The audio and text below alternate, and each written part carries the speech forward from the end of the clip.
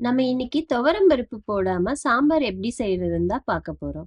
ரொம்ப கம்மியான இன்கிரீடியன்ஸை வச்சு குயிக்கா இந்த சாம்பாரை செஞ்சிடலாம்.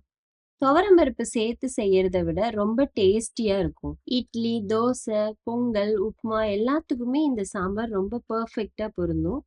குழந்தைகள்ல இருந்து பெரியவங்க வர எல்லாத்துக்கும் ரொம்ப பிடிக்கும். ஒயிட் ரைஸுக்கு இந்த சாம்பார் ரொம்ப டேஸ்டா இருக்கும். டக்குன்னு ஒரு 10 மினிட்ஸ்ல ஈஸியாவும் டேஸ்டாவும் இதை நம்ம செஞ்சிடலாம். இந்த ரெசிபி ரொம்ப சிம்பிளாவும் ரொம்ப ஈஸியாவும் இருக்கும். புதுசா சமைக்க பழகுறவங்களுக்கு கூட இந்த சாம்பாரை ஈஸியா 10 மினிட்ஸ்ல செய்திட முடியும். சாம்பார் சாதமா கூட டிஃபன் பாக்ஸுக்கு எடுத்துட்டு போலாம். இதை நீங்களும் ட்ரை பண்ணி பாருங்க.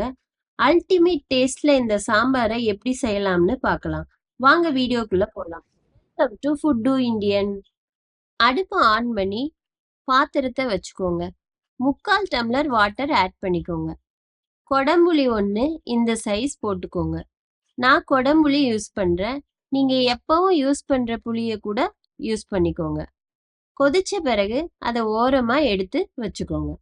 வணக்கிறதுக்கு பானையை வச்சுக்கிறேன். நீங்க எந்த பாத்திரம் வேணாலும் யூஸ் பண்ணிக்கோங்க.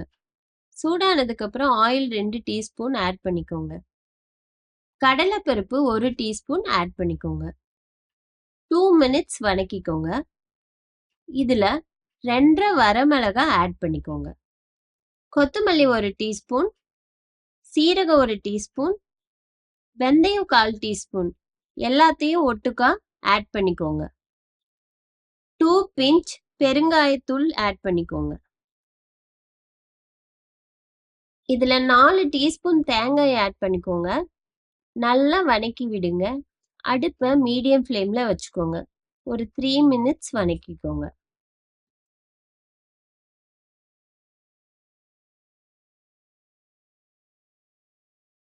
நல்லா வணங்கிடுச்சு.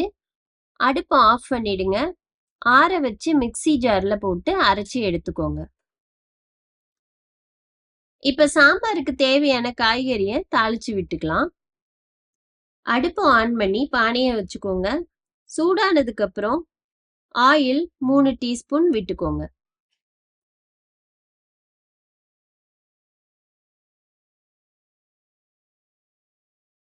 ஆயில் சூடானதுக்கு அப்புறம் 1/4 டீஸ்பூன் கடுகு போட்டுக்கோங்க. கடுகு பொரிஞ்ச பிறகு 10 சின்ன வெங்காயம் பொடியா கட் பண்ணினது, கருவேப்பிலை கொஞ்சமா, வரமிளகாய் 1 இதெல்லாம் ஆட் பண்ணிக்கோங்க. நல்லா 2 மினிட்ஸ் வணக்கிக்கோங்க. தக்காளி 1 ஓரளவு பொடியா கட் பண்ணி ஆட் பண்ணிக்கோங்க. நல்லா மிக்ஸ் பண்ணி விடுங்க. ஒரு 2 மினிட்ஸ் வணங்கட்டும். உருளைக்கிழங்கு 2 மீடியமா கட் பண்ணி சேர்த்துக்கோங்க.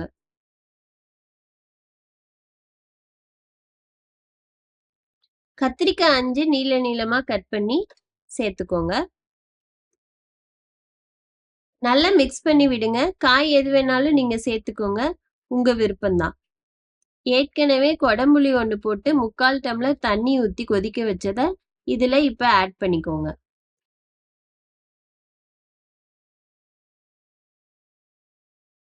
கொடம்புளிக்கு பதிலா நீங்க நார்மல் புளி கூட யூஸ் பண்ணிக்கலாம். நல்லா மிக்ஸ் பண்ணி விடுங்க. காய் வேகிறதுக்கு 1/2 டம்ளர்ல இருந்து 3/4 டம்ளர் வாட்டர் ஆட் பண்ணிக்கோங்க. மஞ்சத்தூள் 1/4 டீஸ்பூன் ஆட் பண்ணிக்கோங்க. உப்பு கொஞ்சம் போட்டுக்கோங்க.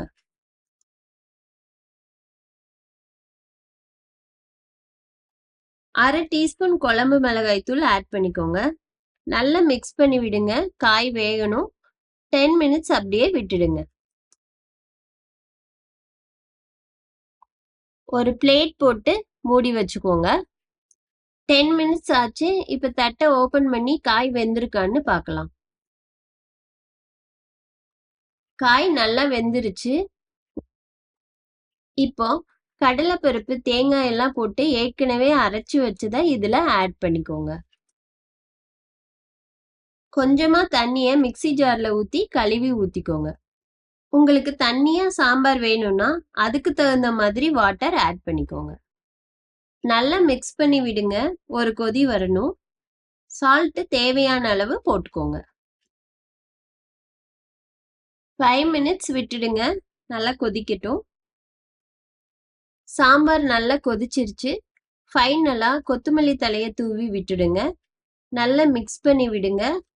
இப்ப அடுப்ப ஆஃப் பண்ணிடுங்க.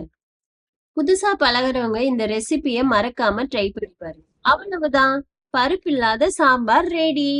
துவரம் பருப்பு உடம்புக்கு வாயும் சேராதுன்னு சொல்றவங்க கூட இந்த மாதிரி ட்ரை பண்ணி பாருங்க. நம்ம எப்பவுமே சாம்பார்னா துவரம் பருப்பு யூஸ் பண்ணியே பழகிட்டோம். ஆனா நீங்க இந்த மாதிரி ட்ரை பண்ணினீங்கன்னா அடிக்கடி செய்ய ஆரம்பிச்சிருவீங்க. இந்த ரெசிபிய நீங்களும் வீட்ல ட்ரை பண்ணி பாருங்க. ரொம்ப ரொம்ப சிம்பிளான ரெசிபி. இதுல ஹைலைட்டான விஷயம் துவரம் பருப்பு போடாம ரொம்ப ரொம்ப ஈஸியா செஞ்சிடலாம். இந்த சாம்பாரோட ஸ்மெல்லும் டேஸ்ட்டும் அல்டிமேட்டா இருக்கும். இதுல போட்ட கத்திரிக்காய், உருளைக்கிழங்கு, காயோட டேஸ்ட் ரொம்பவே சூப்பரா இருக்கும். நீங்க இந்த சாம்பாரை செஞ்சு பழகிட்டீங்கன்னா அடிக்கடி செய்வீங்க. இட்லி, தோசை, பொங்கல் எல்லாத்துக்குமே தொட்டு சாப்பிடலாம். டிஃபனுக்கு மட்டும் இல்லாம ஒயிட் ரைஸ்க்கு சாப்பிட்டாலும் டேஸ்ட் அருமையா இருக்கும். எங்க சேனல் உங்களுக்கு பிடிச்சிருந்தா ப்ளீஸ் சப்ஸ்கிரைப் பண்ணி சப்போர்ட் பண்ணுங்க.